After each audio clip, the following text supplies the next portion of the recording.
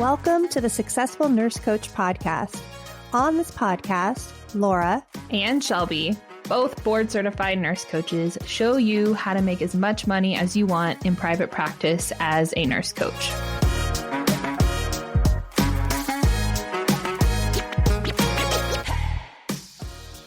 Hey guys, welcome to the Successful Nurse Coach podcast.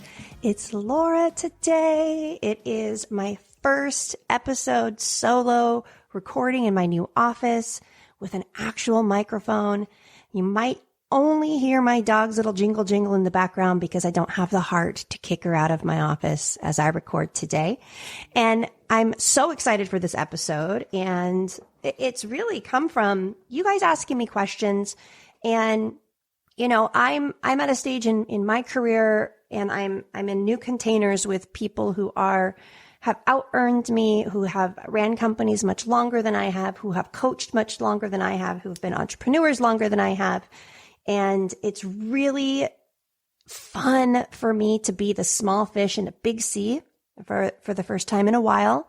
And I've been studying everyone around me. I've been studying my mentor. I've been studying the people in my containers, the questions that they ask, the consciousness that they come from, what their fears are, what they're working on, what works for them.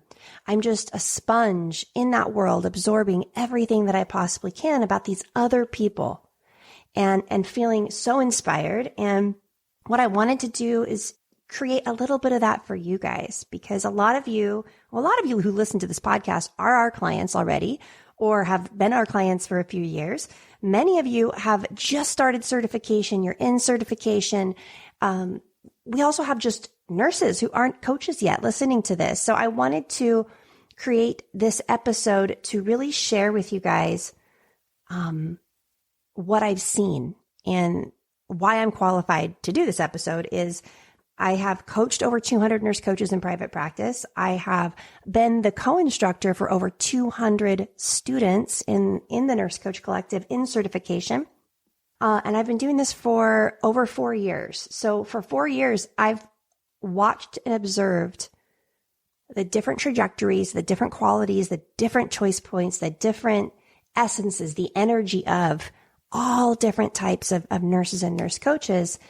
And this episode is me boiling down what I see in the ones that are extremely successful. And we're going to define success as constantly growing, constantly moving forward, a certain level of happiness, expecting things to go well. Success is multifaceted, but for the purpose of this podcast, it's not just about money. I'm not talking about my top earners. I'm talking about the ones who come into this coaching world, come into entrepreneurship and go for it and thrive and grow fast. The ones that are completely unrecognizable in a year, and the ones that in 2 years have created a completely different reality for themselves. This is high levels of success, in my opinion. And I wanted to take a moment to share what I see. And the reason I'm doing this is I want you to listen to these, and I want you to hear them and receive them as a possibility for you. And I'm going to get into curiosity versus judgment, this distinction that I see. But I'm going to get into it first because some of you are going to listen to me talk about what makes these nurse coaches so successful, and you're going to find all the ways that you're not those things. That's your default. It's just your conditioning. It's the way that you grew up. It's the particular operating system that your brain is running right now. And some of you are going to hear me say all these things. And by the end of the episode, you're going to be like, damn, I have all these things. Like success is imminent for me. You're going to see like instead of what's unlike. And notice that that's a choice. That's in your power.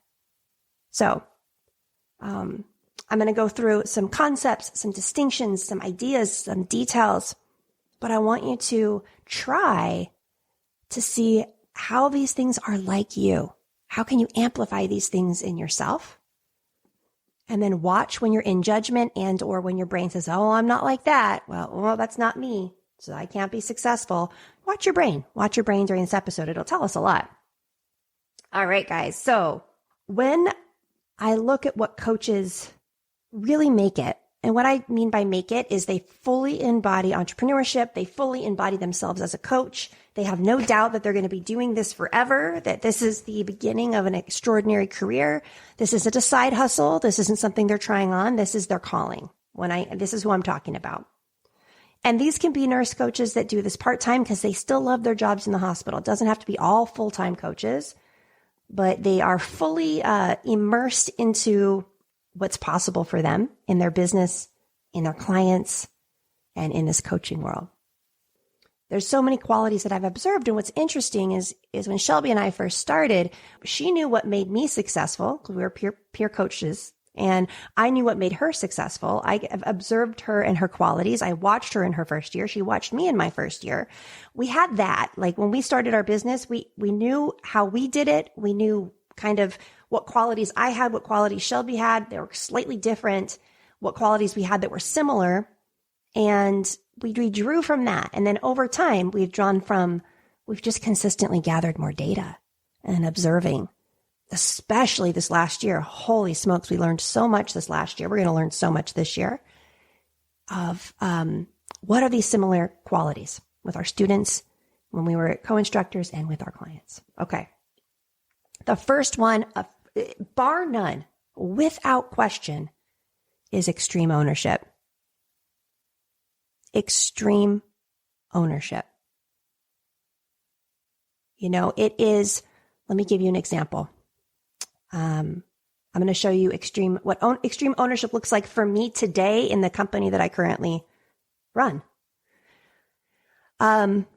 We just got off a 3-week break. Oh, it was been great. Our team, everybody on our team went on vacation at the same time. It's okay. It's between Christmas and the New Year's. This is the time where things really slow down. But also, January 1st, we have lots of new things that start to happen, new systems that we've programmed, lots of moving parts, lots of opportunity for error, and we had a few errors. And so when I get an email from a client that says, hey, Laura, I got the preceptorship reminder call, but the time was wrong or the day was wrong. Or, hey, Laura, I saw this workshop being promoted, but it's saying it's a week away and it's actually 2 weeks away and I'm confused. Extreme ownership means that because Shelby and I run this company, that error is ours. I do not go to my team member. I do not immediately blame my team member, blame somebody else.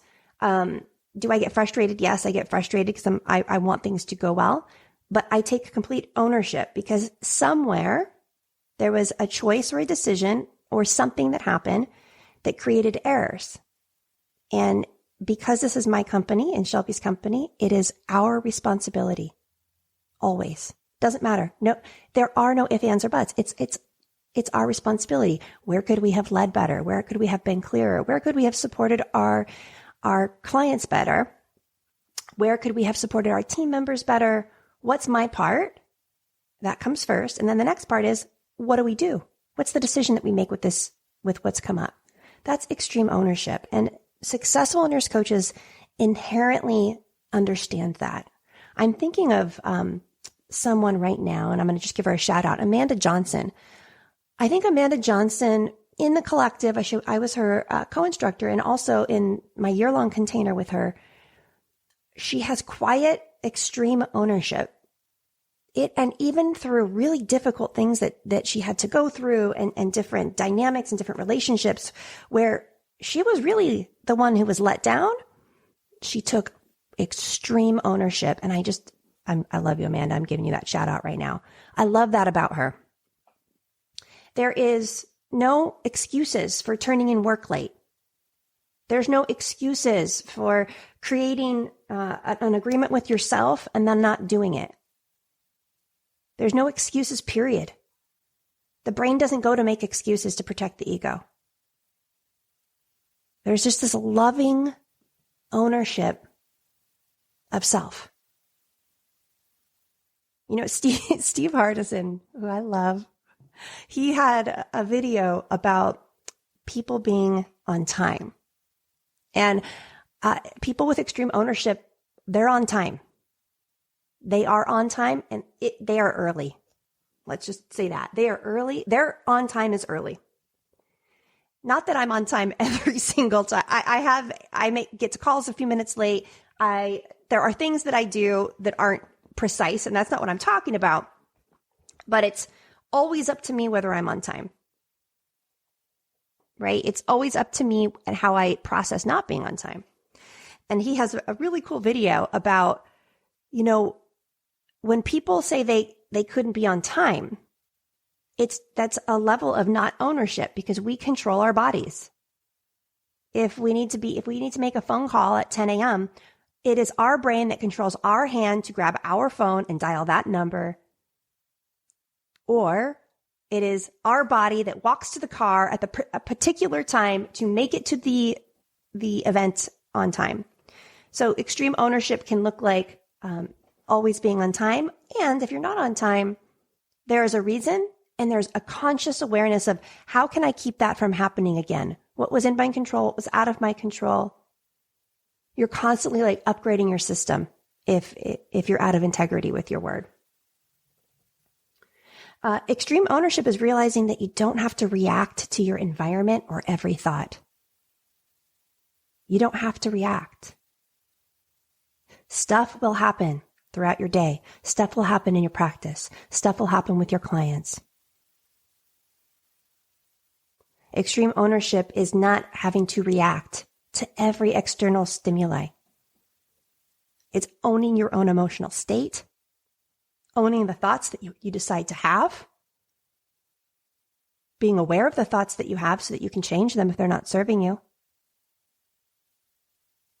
It's a really intentional, conscious way of being.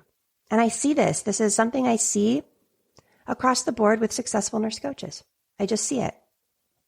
There's a level of this, and I never had this. This was something I had to cultivate and develop. This was not my go-to.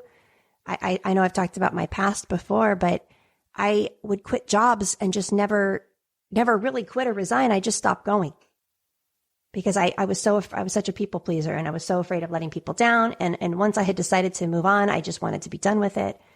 The level of extreme ownership that I have in my own life is just getting more and more refined as I get older. So this is something, if you're hearing this and saying, oh shit, I'm always late. Oh, I always break promises to myself. She's not talking about me. No, I'm just not talking about the current version of you that exists today. But just know we can cultivate it. I did. You can. And it's something to try to cultivate. Here's another awesome part of who we can be. In the collective, they would send out feedback forms at the end of the year, and I get to read all the feedback about me and the course. And by the way, that it's very close to 5 out of 5. All right. So super, super, super high, amazing feedback, but there's always inevitably some bad feedback. And same with our programs. I think we are similar and we get some feedback and we make adjustments, but primarily most people are happy. But notice where you find value around you, because I can find value in any coaching container. It's a choice that I have. Or conversely, I can allow myself to have thoughts about my coach that make my lack of success, my lack of progress, his or her fault. Now, this is nuanced, right? There are definitely higher level containers, and there's definitely places for coaches that I have had in the past to improve. But ultimately, my experience of being coached by them and the value that I chose to have was mine. So there is this extreme ownership in deciding to find value in the containers that they're in. And that doesn't have to just be with Shelby and I or with one of our lead coaches. It's kind of across the board. They're just consistently having good experiences with coaches. Who comes to mind with it when I think about this is Sean, our lead coach, Sean. She finds value everywhere. Her brain automatically goes to the positive. She finds value everywhere. She finds value in herself. She finds value in the coaches around her. She finds value from her colleagues. And this is different than being in a group and going, gosh, my group is not that engaged. Gosh, my group is, I'm doing so much better than the other people in my group. I wish I was in a different group. Or, my lead coach isn't calling out people enough. There's not enough structure. Like those thoughts happen, but you can see like the difference in how you receive your container and how much value you choose to have. And I've noticed that with really successful coaches, they choose to find value. It's where their brain goes. Successful nurse coaches laugh at themselves. Like, y'all, we're human. We do weird things. We have quirks. We have personality defects. We are not on our A game every 7 days a week, 365 days a year, especially me. I am not. And on vacation, and I'll give you an example of how this really works, is on vacation, I had kind of gotten to my limit of stimulation. I was craving home. I was staying with my in-laws. I love them, staying with them. And driving in the car, and my husband kept on asking me to do things when we were driving, like check things and do things on my phone, and my kids were talking to me. And I just got to the point where I was done. And I said to Evan, when we get home, I want to be anywhere that you're not. Like, I just need you to not be where I am. And we both just started laughing. And I was serious. I was so irritated with him. And we just laughed. It was so funny. When things really go wrong,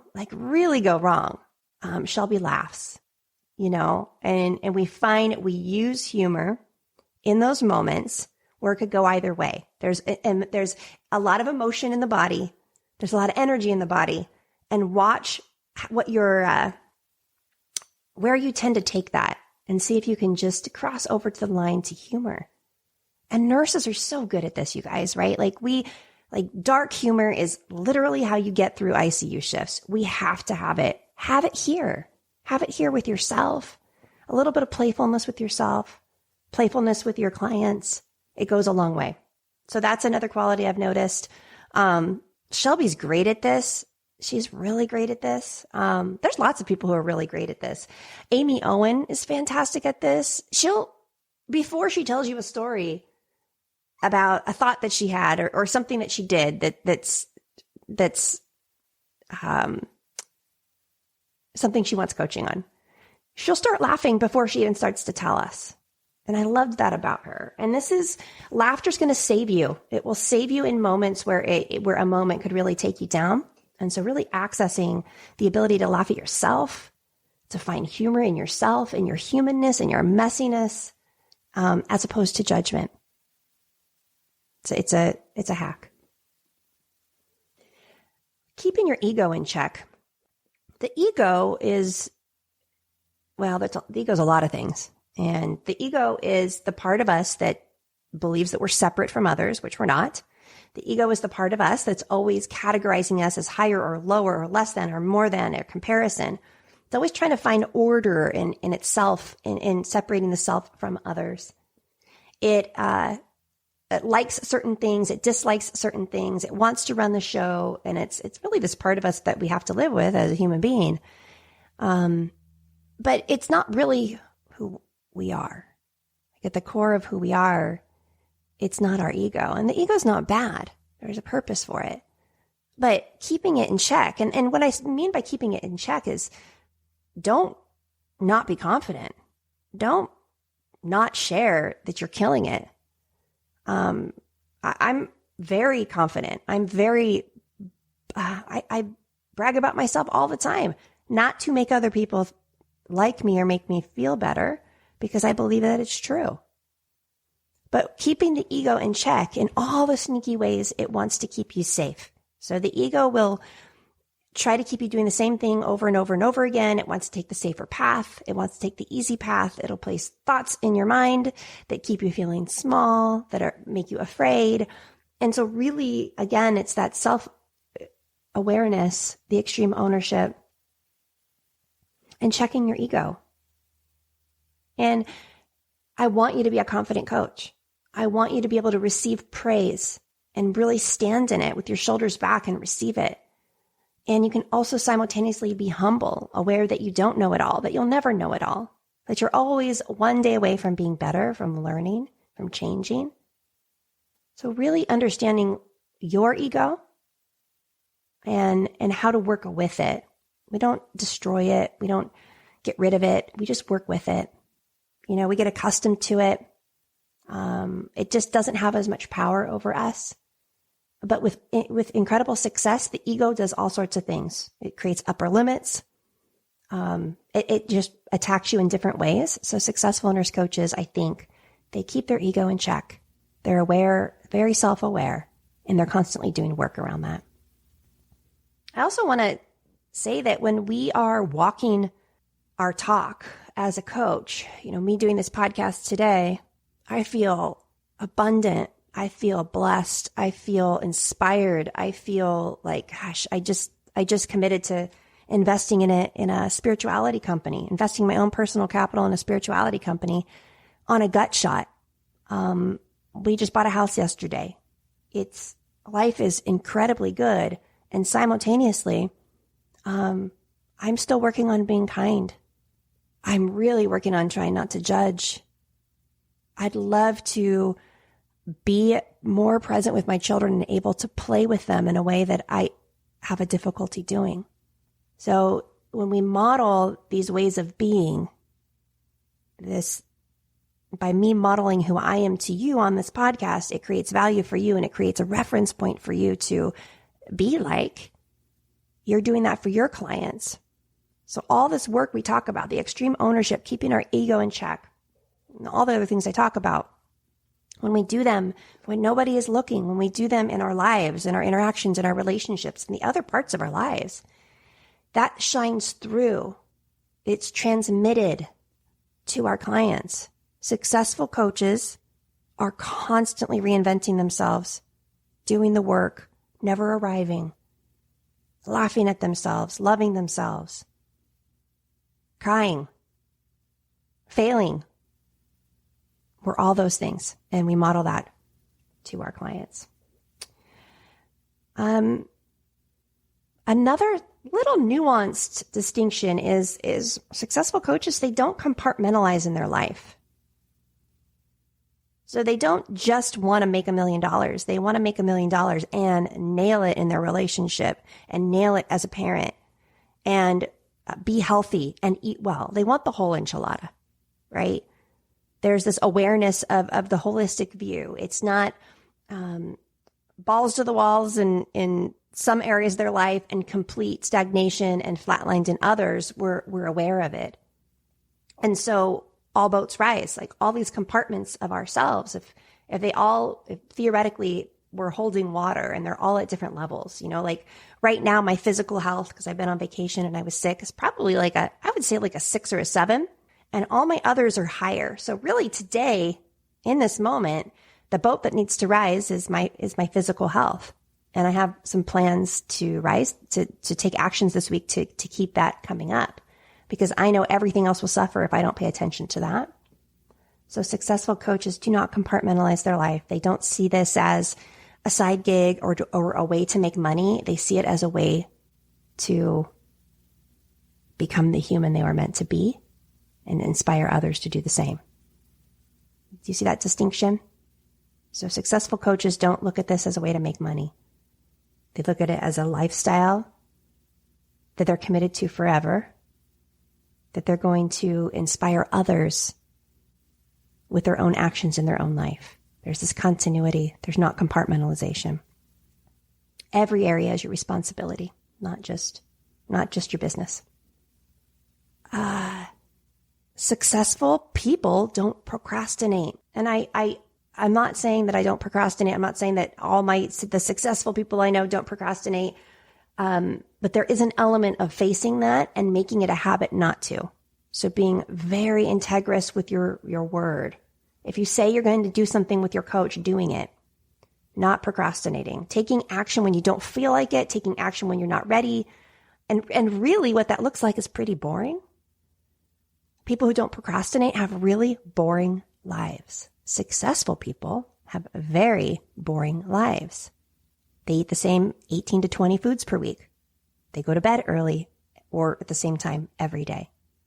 They have a routine that's pretty damn boring. They do this. They count on their habits and their routine to create momentum over time. It's not sexy. Procrastination cannot exist when you're in ownership. They just bump head to head against each other. When you write down an action step, it happens.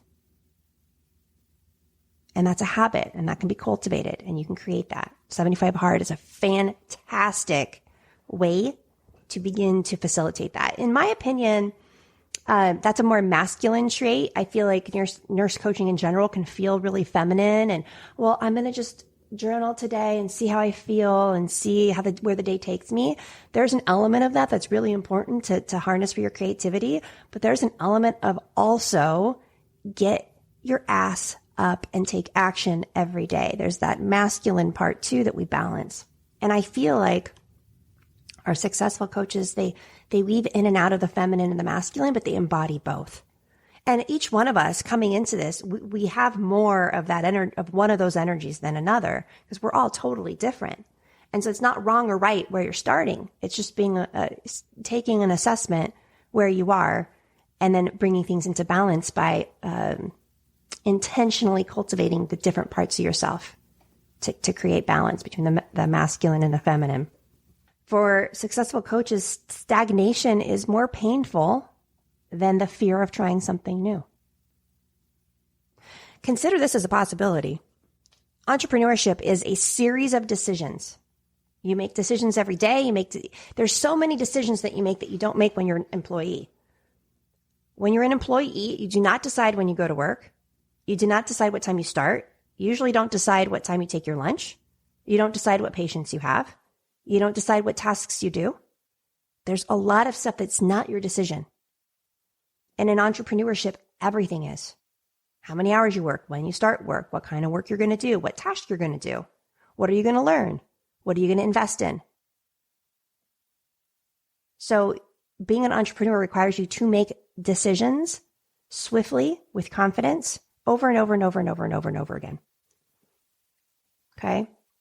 So in the beginning, this is a brand new muscle, and it can be a little bit overwhelming. But stagnation, staying where you are, like the thought of things staying the way that they currently are, is more painful for you than the possibility of making a decision and it being the wrong decision. And there are no perfect decisions. Being decisive, if you make multiple decisions every single day, swiftly and with confidence, you're going to make some wrong decisions or bad decisions, which you'll find later are actually a lesson and aren't a bad decision. But you lose the fear of making a bad decision. I have more of a fear of stalling and not making a decision. I have a more fear of indecision. Okay. I see that new nurse coaches, they have a thought. I want to create a Facebook group to create lead magnets. And they don't wait 6 months to do it. They have a thought. And then an hour and a half later, they have a clunkety Facebook group created. Now, there are a few areas you don't want to be too overambitious in. And if you have really big leads, you're just starting your practice and you have like a surgeon that wants to refer clients to you or a doctor that wants to partner with you and you don't have your website and you haven't coached anybody and you haven't done any proposals, slow down there. There are some areas where you want to have some support in making the right decisions at the right time. But mostly it's that you can have a thought, you can write it down, and you can take action quickly. But Shelby's such a great example of this. You know, we'll be on a team meeting call. We'll have a thought about something we want to do. Maybe, for example, hey, remember that retreat center that you looked at? She's like, sure. She grabs her phone. She calls the retreat center in the middle of our meeting to see if they have space. She doesn't even put it on a list. If it can be done in less than 3 minutes, don't even put it on a list. Just do it. If you have a thought about somebody that you could serve, you just message them. You don't think about messaging them. You just message them. You have a post that you want to do, go sit on the toilet and do your post. Don't categorize it and then look at your schedule and think, well, I'll put it in my content calendar or I'll do it at my desk at between 10 a.m. and 11 a.m. on Thursday because that's when I do my content. Like, that's all bullshit. You have a thought. Give yourself permission to make decisions quickly and take action. That was ranty. I realize that. I think that's just one of those really, really, really, really, really important realities to embrace if you're going to do this coaching thing. Successful coaches are good at being new. They're just good at being new. Like, what does that actually mean? It means that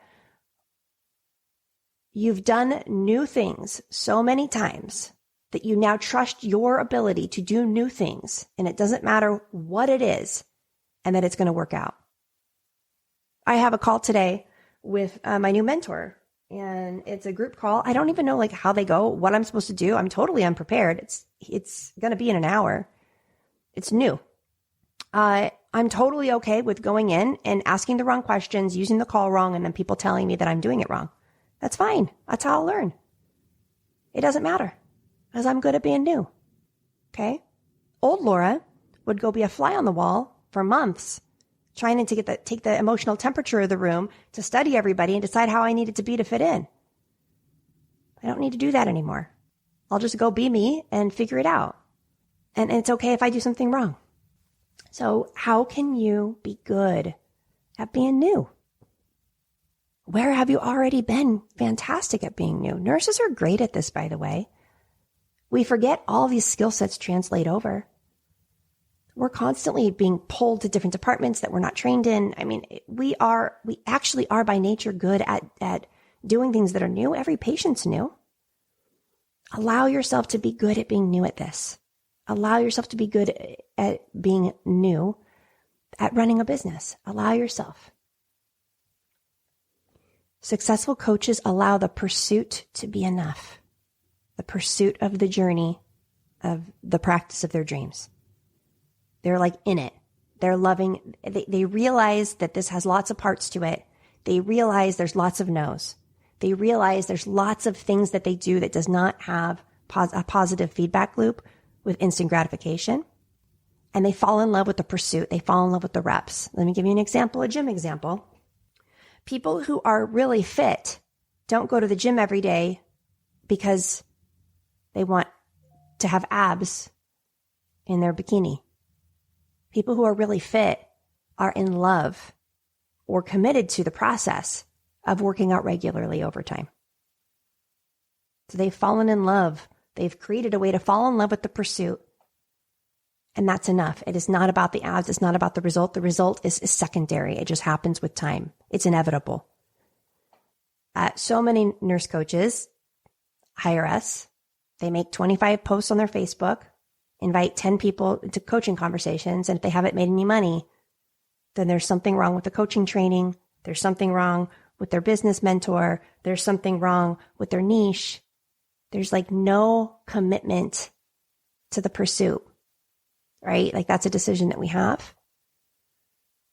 When I equate it to birth, I love this visual, for women who are listening that have given birth, labor happens, and the more relaxed and trusting that you are of your body, the faster that you progress. The more medical interventions and the more stress or you trying to have control tends to not have a positive effect on your labor. And birthing a business is like labor. And there's moments where it's really fun. There's moments where it's incredible that you're excited. And there's moments you really want to quit and you don't feel like you can do it anymore. But we fall in love with the pursuit of that moment, that season of our life, as opposed to constantly thinking, I don't want to do this. I want to already be done. I already want to have the baby. I already want the business to be successful. You realize in this particular season, you're in this particular moment where you're collecting no's, where you are going to get a lot of rejection, and that's expected and normal and really a badge of honor, so that if you get 10 rejections, you can celebrate. Successful nurse coaches get this. They embrace it. They fall in love with the pursuit. Successful nurse coaches, they invest in themselves even when it doesn't make sense. They just do. And again, it doesn't have to be me. It doesn't have to be our programs. It doesn't have to be Shelby. It doesn't have to be with us. But there's a choice point that you make when you double down on yourself in business, and that usually involves hiring a really good mentor. I would say that this doesn't even count the same quality, the same category of buying a course and doing a course. It's not the same thing. Okay? It's the moment that you put more money than you're comfortable with into a space that's designed to change you, and you make that decision and you do it. I don't know how you can ever hold space for other people making that decision if you don't do it first.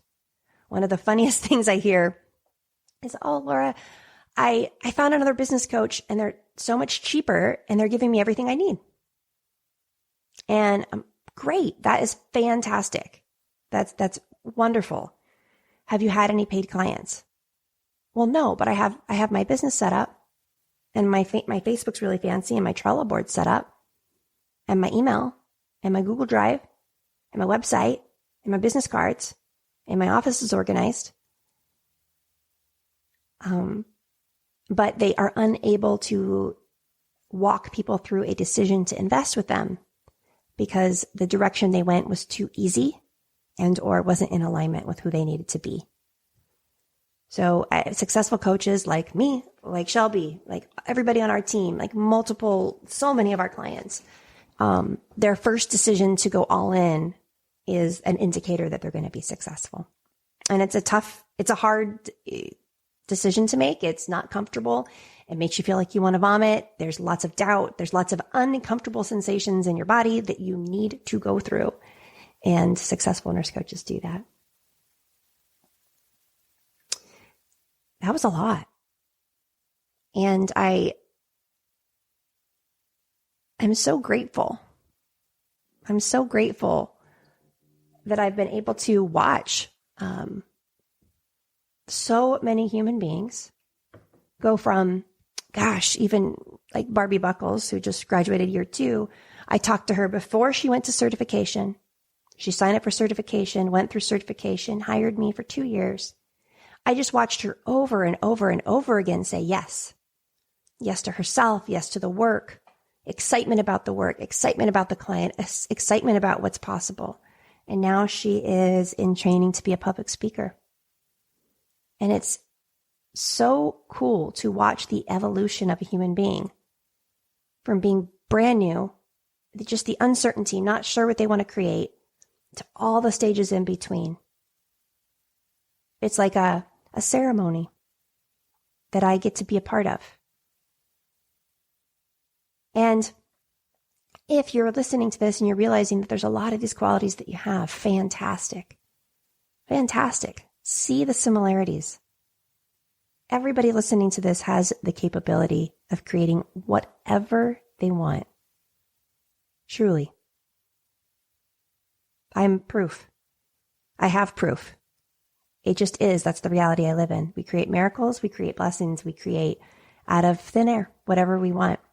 That is completely on the menu for you.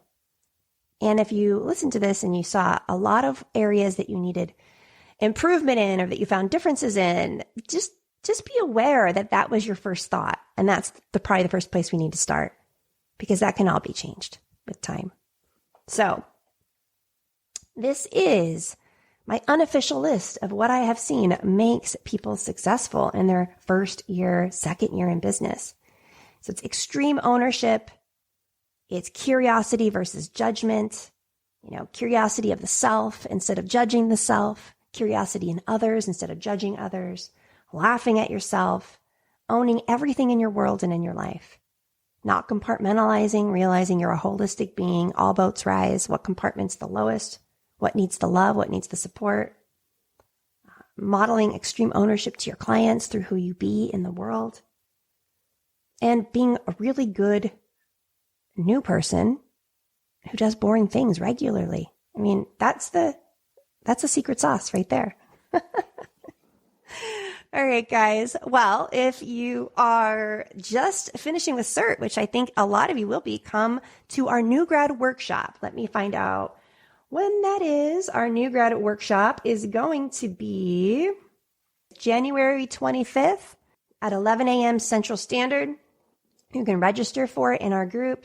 This new grad workshop is going to be a little bit different. I'm not going to do a whole lot of teaching because we have previous new grad workshops already posted on our website, which is really the questions that you guys are going to be answering yourself. What I want to do with this new grad workshop is make it more experiential. You can be coached if you want to be coached. So come to that. We also have a breathwork workshop coming up, which I'm not sure if that would be already passed, but we have workshops every month. Come hang out with us in our free Facebook group and come to some of our events. And if you're looking for a good one-on-one coach, just email me, info@thesuccessfulnursecoaches.com, and I can give you some fantastic recommendations. You can also check out our community on our website where we have a little blurb about a lot of our previous clients, and you can read about them and contact them directly if you're looking for a one-on-one coach. And I hope you're having an amazing Monday and that you spend the rest of your day realizing that a lot of these qualities that I said on this podcast, you already have. It's you. You can do it. All right, team. Talk to you later. Bye.